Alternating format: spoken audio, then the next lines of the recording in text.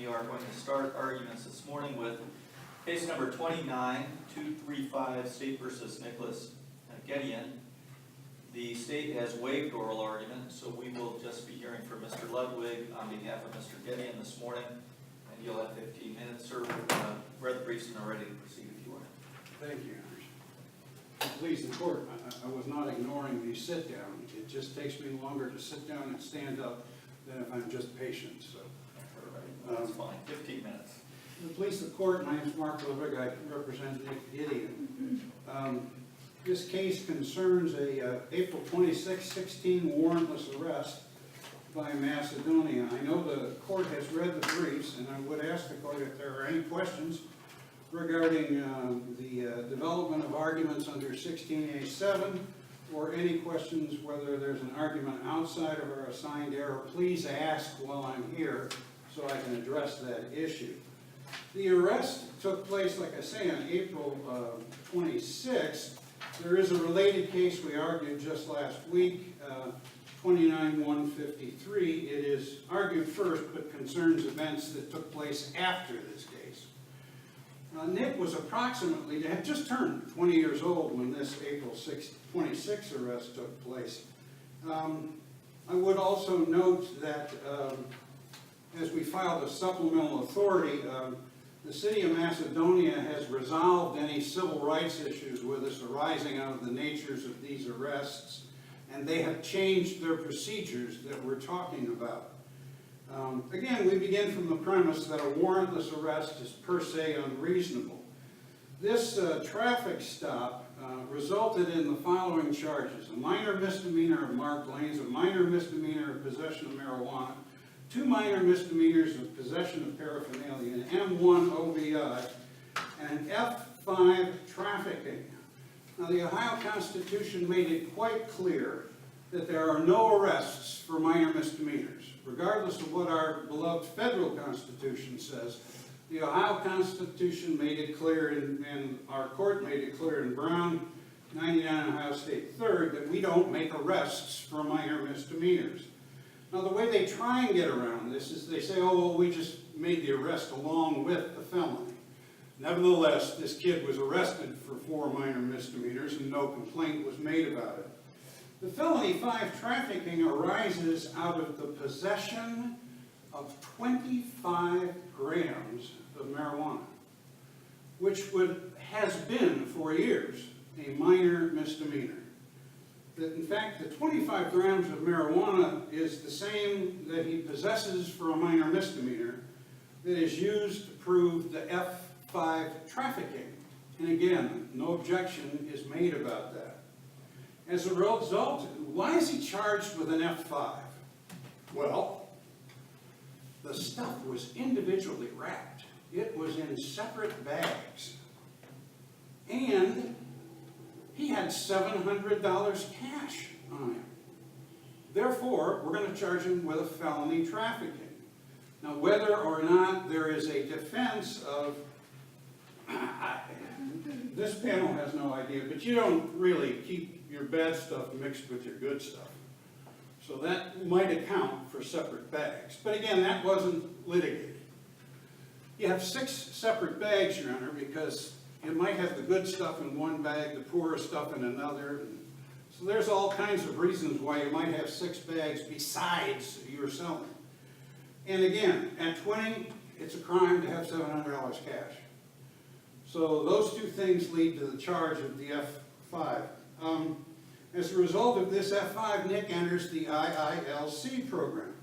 As a result of this F5, he lost the car that he was driving. It was seized in order to return, but by the time you get it back, or you can get it back, the storage charges through the city exceed the value of your Toyota Corolla, so you can't get it back. You don't have $2,000 to pay for the storage charges. I think it was 7 or 8 months before this car was finally ordered returned. And he forfeits the $700. I don't mean this disrespectfully, but as I said in the reply brief, he's lost his car, he's lost $700, he had 25 grams of personal use marijuana. Now, who's in the drug business? The charges were filed against this kid within 6 hours. the charges made it down to Stowe Muni. He was held 32 hours before he was able to make a bond. The police testified at this hearing, and they admitted in the related case, that Macedonia's policy at the time, we hope it no longer is by their agreement, but Macedonia's policy at the time was never to obtain a warrant for continued detention when they made a warrantless arrest. They never did it. Now, our Ohio statute that implements the federal and state constitutions, which have been, the federal has been said 48 hours you get it. Otherwise, the burden is on the state to show why it took longer than 48 under the federal rule. Under our rule, our Supreme Court has never said how many hours. But here, this court doesn't have to turn it into a clock. You don't have to say, well, it's 12 hours, it's 24, it's 36, or it's 48. The Ohio statute that implements this says forthwith. It does not say never. And the admitted policy here was we never do it. We never get a warrant. So when these guys got out of that cruiser and walked up to Nick, they were walking up under a policy that they never get a warrant for a warrantless arrest. And that is certainly not forthwith. We've assigned 2 errors. We moved to withdraw the guilty plea that got him into IILC on the basis of, hey, there was a valid suppression motion here that wasn't made on his behalf. Now, whether this is under, at this point, whether it's under de novo or abuse of discretion review makes no difference here, because under either, the decision was wrong. I use abuse of discretion as sound reasoning, a lack of sound reasoning under the Morris case. I refuse to continue to cite Mr. Blakemore's case as the standard of what abuse of discretion is. That's certainly one the court may want to rely on. Our motion to withdraw was supported by an affidavit and a memo, and there was a full hearing held. One of the reasons I cited supplemental authority of the Jenny case decided just April 22nd was Jenny notes at paragraph 15, when this court is faced with, you should have filed a suppression, there's no evidence, there's no record. You have to start to guess as to what could have been presented. Well, in this case, unlike Jenny, we don't have to guess what would have been presented at a suppression hearing, because we had a hearing that held on the motion to withdraw the guilty plea, and at that hearing, the police officer testified and the trial court found they never intend to get a warrant for a warrantless arrest. This was admitted. This makes, hopefully, in all of our jurisdictions that this court controls, hopefully this makes Macedonia unique. I don't know of other jurisdictions, but when we find them, we will question the propriety of never getting a detention warrant. So when does the violation begin? Well, this trial court found in the related case, and I suspect it would have found here if we'd been allowed to actually proceed with the suppression hearing, that it begins 48 hours. And that's when it's, quote, right. Your Honors, your sense of smell cannot be that bad.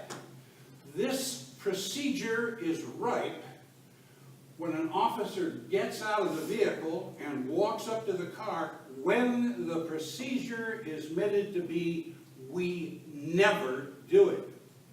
That's when it's ripe.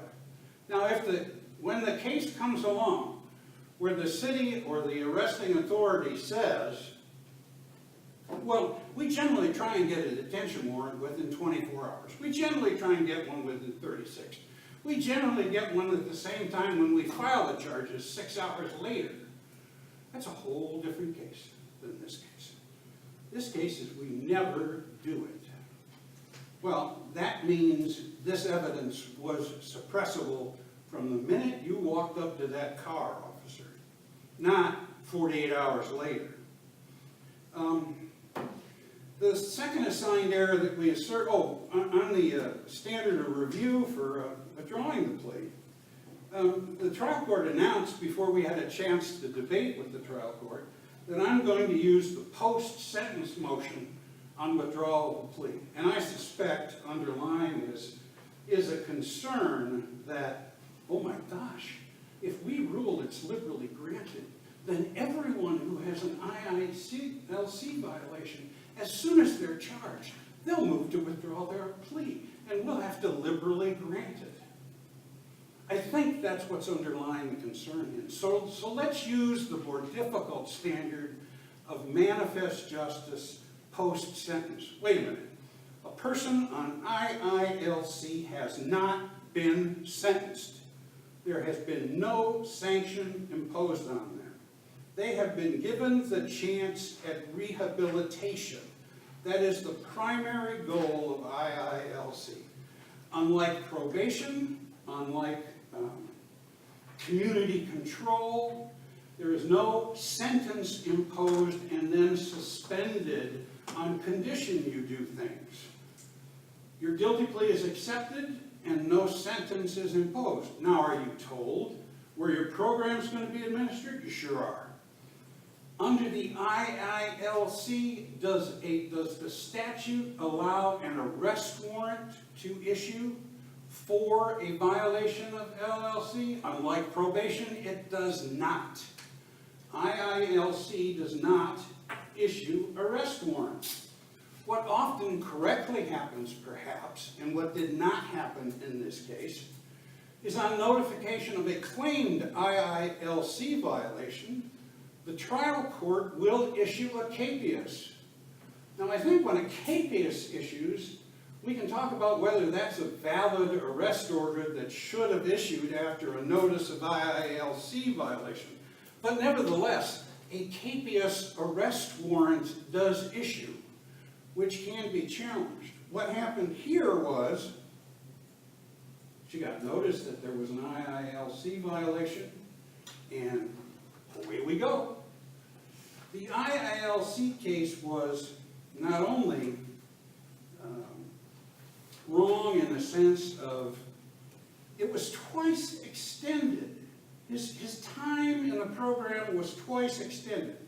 Once in December of 16, it was extended till December of 17, and once in December of 17, it was extended indefinitely. Both of those extensions took place March of 18 before the court had statutory authority to extend IILCs for claimed violations. It was then, at those times, violate them or not. It was, I think the statute was even clearer. Was he violates, terminate him. Now, I'm not complaining about a trial court's patience.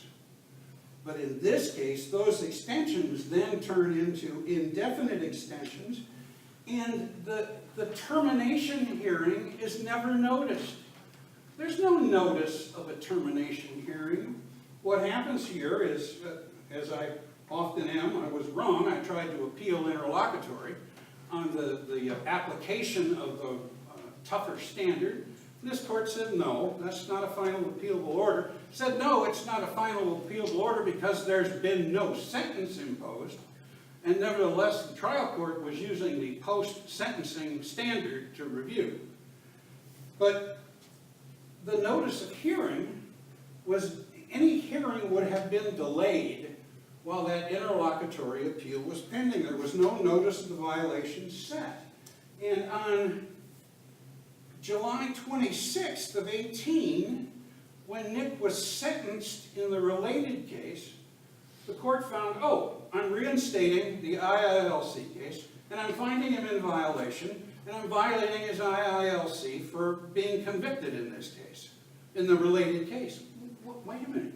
We never had notice, and there's not one word in the record that an IILC violation was tried at the time of the trial of the related case. He was never served with an IILC violation that said, because you have been convicted, you have therefore violated, and therefore I'm terminated. None of that ever happened. Your Honor, one of the last concerns I have is, I'll quickly mention, I think my opponent, when she does appear, is one of the most able trial counsels I've ever listened to. I enjoy her presentations. But I get a brief at State's Brief 3 that says, Nick was handcuffed, given his Miranda rights, placed in the back of the cruiser, but, this is at page 3, he was not under arrest. The fundamental misunderstandings of when arrest and detention take place have to be revisited by this court at times, and all of us reminded. Thank you, Your Honors. Thank you for your arguments. The court will take the matter under advisement, issue a decision in due course, and the clerk of court will mail you a copy as soon as, on the date I should say, that it's released. Thank you again for your arguments.